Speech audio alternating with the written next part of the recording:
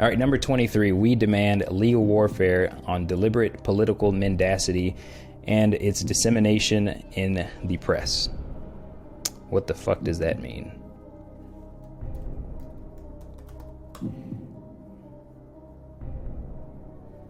Oh my goodness, that's what that means. Welcome back, ladies and gentlemen, to another video, and I just thought this would be an interesting topic of discussion. The stock market is still a madhouse out there. It is disgusting. I personally think that this is a buying opportunity of a lifetime. This is when the millionaires are made. You see that there's starting to be cracks in the economy, and typically the stock market recovers before the actual economy recovers. So that's my economic spiel for the day, but things are kind of boring over there. Things are just kind of slowly downsliding. So I figured let's talk about this more controversial and interesting topic today, and that is the Great Replacement Theory. And I was having a conversation with somebody, and I encouraged them to essentially look into which party is more like the Nazis. So we're going to have a little discussion about that, and basically a little preview of that is that I think that people mischaracterize what it means to be left and right versus what it means to be authoritarian versus, libertarian. So let's get into it. We're gonna go through Hitler's 25-point plan to see which 25 of those points, which party that those most sound like. So anyways, let's get into this. So, far right talking point. All right, let's talk about what the economic left and right is. Economic left and right essentially deals with the method of ownership of the means of production. So once you're talking about more dispersed, you're talking about more to the left economically. And if you're talking about more private ownership, you're talking about more to the right. Now, authoritarian versus libertarian, you're talking about how much control over the people do central planners essentially have, right? So right now you're seeing a lot of authoritarianism, in my opinion, from both sides. You're seeing people that are trying to control each other on both sides of our political spectrum here in the United States. So I think that we need to make sure that we don't conflict left-right versus authoritarian-libertarian, right? So this is kind of your standard political compass here. And as you see, if you look at the left and the right, as you go more authoritarian, right, versus libertarian down here, you get all of these very, very deadly regimes, right? Leninists, you got Nazis over here, fascists over here, which is like, your good old fashioned Stalin type of regimes. And then one of the things that I was discussing with somebody was that this person who went and shot up the place in Buffalo, they self-identified as a left-wing populist. So once again, typically when you see racism in people's ideology, it has more effect, I should say, once you start to go up this way towards authoritarian, right? Because if you look at something like conservative libertarianism, that has nothing to do with race. You look at something like over here, collectivism, that doesn't have anything to do with race. It more so has to do with ownership of the means of production, right? So that's what this left-right is talking about. This is when you start to get, if you look over here, state capitalism, that's essentially, taking over capitalism and having it owned by the state, right? Fascism, kind of same thing, right? You've got essentially Darwinism all the way up here in this top right corner, right? So just a few people controlling everything. So the biggest problem is when you go up this way, right? So people kind of conflate that with left and right when really you're talking about authoritarian, libertarian. But I just want to get that off my chest. So, Great Replacement Theory. Okay.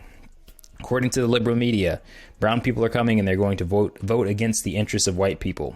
So let's go to this first. I'm going to go to this link really quick. I think I've got it pulled up over here.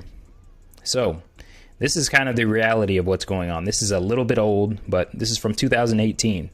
63% of households access welfare programs for non-citizen households compared to 35% of native households. So imagine that there's a lot of people coming through the border, which there are, and they're coming through, and 63%, let's say it's gone down, even though I doubt it has. Let's say it's gone down to, 50%, okay, which is much lower than native households.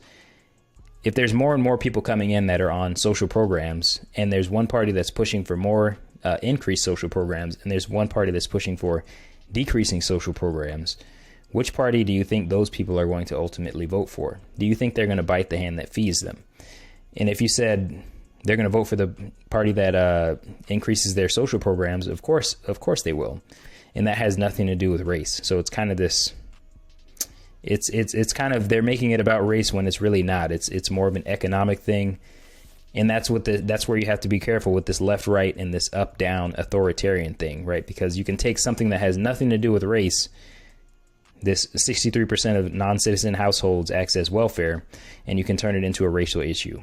So let's talk about the Great Society programs. And then after that, we'll get into this whole Nazi conversation. All right, let's go to LBJ. And we got none other than good old-fashioned Snopes. So this is, and I warn you, this is going to have some strong language because we are listening to the founder of basically all the welfare programs, or the expansion, rather, of the welfare programs, Lyndon B. Johnson. So this is according to Snopes. It says, claim, Lyndon B. Johnson once said, I'll have those niggers voting Democratic for 200 years. Okay? Unproven. But then it basically goes on to say that this would not be out of character for him. Okay, so this is one quote that is confirmed that he said. Okay, these Negroes, they're getting pretty uppity these days, and that's a problem for us since they've got something now before that they never did before, the political pull to back their uppityness. Now we've got to do something about this. We've got to give them a little something, just enough to quiet them down, not enough to make a difference. Okay, and that's when he went ahead and expanded. He started the war on poverty, expanded all these social programs. So I don't know if I really want to go through all of this, but needless to say, this thing goes through all these separate times where he used he's down here in 1957 calling this the nigger bill. He said when he appointed Thurgood Marshall, he said, son, when I appoint a nigger to the court, I want everybody to know he's a nigger. There's basically all these. He used the N-word like it was. He threw it out there like it was candy. Basically, that's the point. Point being, this dude was a huge racist, and his point of putting these programs into place was not to help black people. He's a Democrat, by the way. The point was not to help black people. The point was political power, and whether people today see it as programs to help minorities, right? The social programs. Whether or not that's their intention doesn't really matter, because you see what his original intention was, and you see that the effect was exactly that, right? So whether this bottom quote here, have them voting for 200 years, whether that's true or not, only time will tell. But basically, the point is that originally it was meant for political power, and it was meant to not really make a difference in poverty, and it has done exactly that. It has brought in votes, and it has not really changed. It hasn't moved the needle as far as wealth inequality, and it's actually made things worse as far as the dissolution of the family structure in the black community. But anyways, if you guys want, check out that Snopes article. I just want you to read all the way through that and see what type of a person LBJ was. Towards the bottom, they kind of get into, I believe we just handed over the Republican Party to the South or something like that.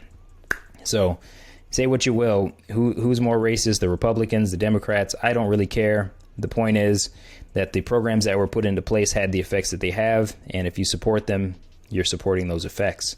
So, all right, let's go into, okay, we already talked about that. Hitler's 25-point plan. So how we're going to categorize these points is, do they sound more like Democrat? Do they sound more like Republican? Both or neither? Because when you're talking about the Nazis, hopefully, as a society, some of their policies don't sound like either party. So let's get started on this. Number one, we demand the union of all Germans in a greater Germany on the basis of the right of national self-determination. Union of all Germans. So I believe this is bringing all the races together.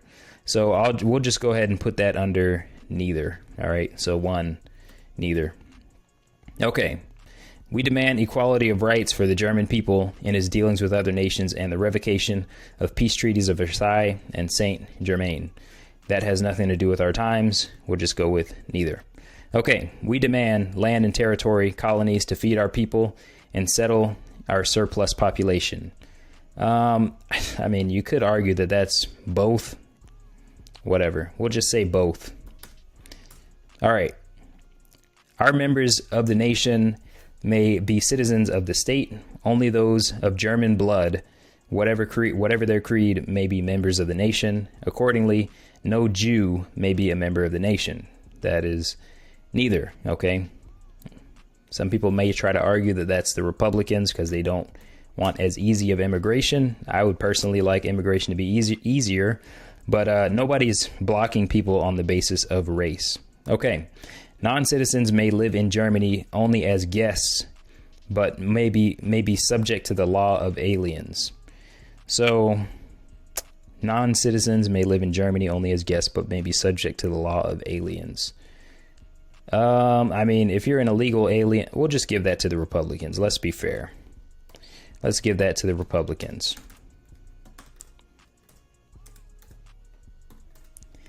All right. The right to vote on a state's government and legislation shall be enjoyed by the citizens of the state alone. I'd say that's both. We demand, therefore, that all official appointments of whatever kind, whether in the Reich, in the states, or smaller localities, shall be held by none but citizens. I would say that's both. Is that number 6? Okay. Oh, didn't finish. We oppose corrupting parliamentary custom of filling posts merely in accordance with party considerations and without reference to character or abilities. That we'll call that both. Okay. We demand that the state shall make it its primary duty to provide a livelihood for its citizens. Sounding like Democrat. If it should prove impossible to feed the entire population, foreign nationals, non-citizens must be deported from the Reich. Okay, well, I'm going to honestly we'll give that to Republicans. They're more about nationalism, deportations, but of non-citizens. But I think they're talking racial here, but we'll ignore it. Number 8, all non-German immigrants must be prevented. We demand that all non-Germans who entered Germany after that date shall be required to leave the Reich forthwith. So that's talking about immigration based on race. So I'm going to go ahead and say that that is neither.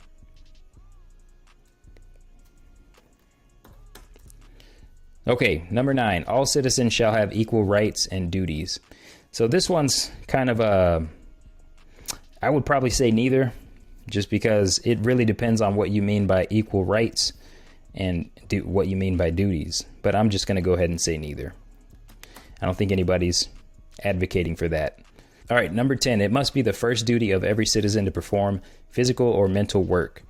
The activities of the individual must not clash with the general interests, but must proceed within the framework of the community and be for the general good. I'm going to go ahead and call that neither. Now whatever. We'll give that to the Republicans. They want people to work, not stay at home and collect STEMI checks. All right. We demand, therefore, the abolition of incomes by unearned work.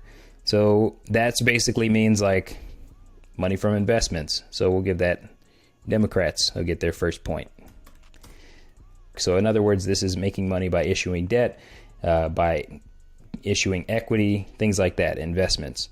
So the breaking of slavery of interest. So that sounds a whole lot like getting rid of student debt to me. So number 12, in the view of the enormous sacrifices of life, property demanded of a nation by any war, personal enrichment from war must be regarded as a crime against the nation.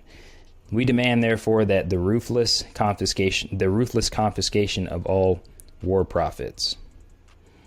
Okay, I don't think that either Democrats or Republicans are specifically calling for the confiscation of war profits, but Democrats are calling for the confiscation of gas profits during a war. So I'm going to give that to them. I'll give them number 12. All right. Number 13, we demand the nationalization of all businesses which have been formed into corporations. Okay, nobody's really trying to nationalize businesses.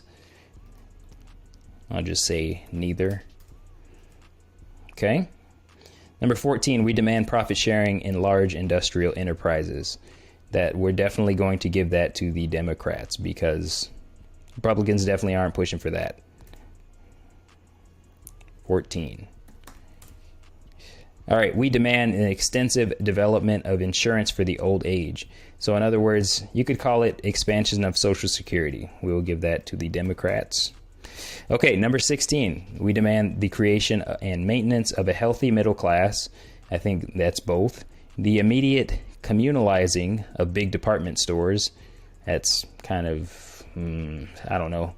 There is that old unionization push in Amazon, but let's call that neither. And the lease at a cheap rate to small traders. And that the utmost consideration shall be shown to small town traders in the place of state and municipal orders.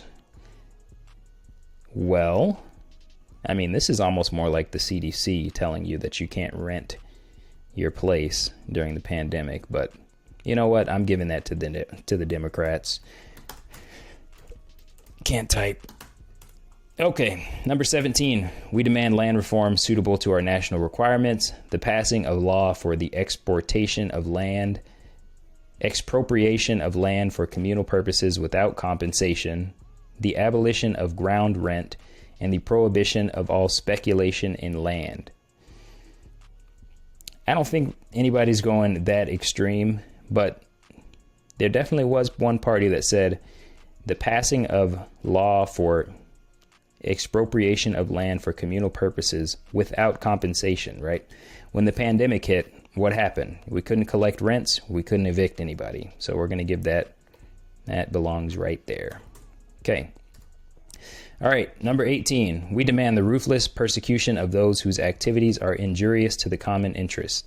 Common criminals, usurers, profiteers, etc. should be punished with death, whatever race or creed. Yeah, we're going to go with neither on that one because, yeah, that's not happening. All right, we demand that Roman law, which serves as a materialistic world order, be replaced by a German common law. I would say that sounds a little bit more. I don't think anybody's doing that. We'll say neither, but I think it sounds more like the Democrats. The state must consider a thorough reconstruction of our national system of education with the aim of opening up every able, hardworking German to the possibility of higher education, thus obtaining advancement. The curricula of all educational establishments must be brought in line with the requirements of practical life. Okay, so they want to shape the curriculum. They want to make sure that everybody can go to school. The aim of school must be to give the pupil, beginning with the first sign of intelligence, a grasp of the notion of the state through study of civic affairs. We demand the education of gifted children of poor parents, whatever their class or occupation, at the expense of the state. Okay, we got to put that right here. Okay. The state must ensure that the nation's health standards are raised by protecting mothers, infants, and prohibiting child labor. By promoting physical strength through legislation providing for compulsory gymnastics and sports. By the extensive support of clubs engaged with physical training of the youth. Prohibiting child labor. I don't think that. We're going to put that in neither. That's where that goes. Okay, because I know damn well that kids are fat as hell in this country. Number 22, we demand the abolition of the mercenary, i.e. professional army, and the formation of the People's Army. That sounds a little bit like defunding the police, but we'll put that in neither, just to be nice. All right, number 23, we demand legal warfare on deliberate political mendacity and its dissemination in the press. What the fuck does that mean?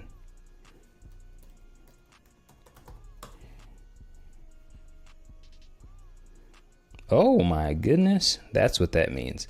All right, number 3, we demand legal warfare on deliberate political mendacity and its dissemination in the press to facilitate the creation of a German national press. So basically, this is saying we're trying to outlaw lies about the government. And what did the Democrats just do? Before I even finish this one, I'm going to go ahead and award them a point here. There we go. All right. We demand that the German national press, that all editors of and contributors to the paper appearing in the German language must be members of the nation, that no German, okay, now they just get really racist, but anyway, that no non-German newspapers may appear without the express permission of the state.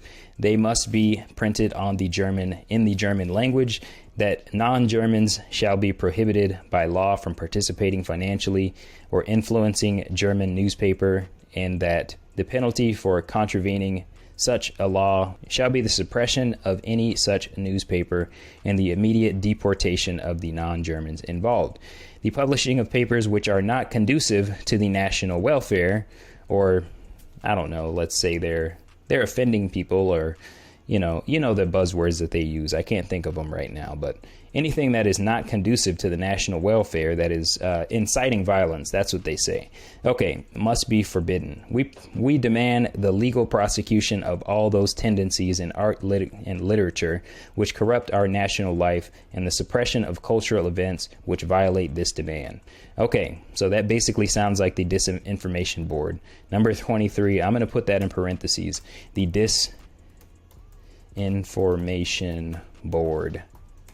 Okay.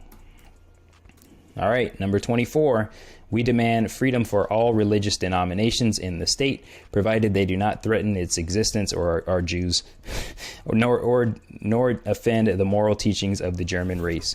The party, as such, stands for positive Christianity, but does not commit itself to any particular denomination. So you can be any kind of Christian.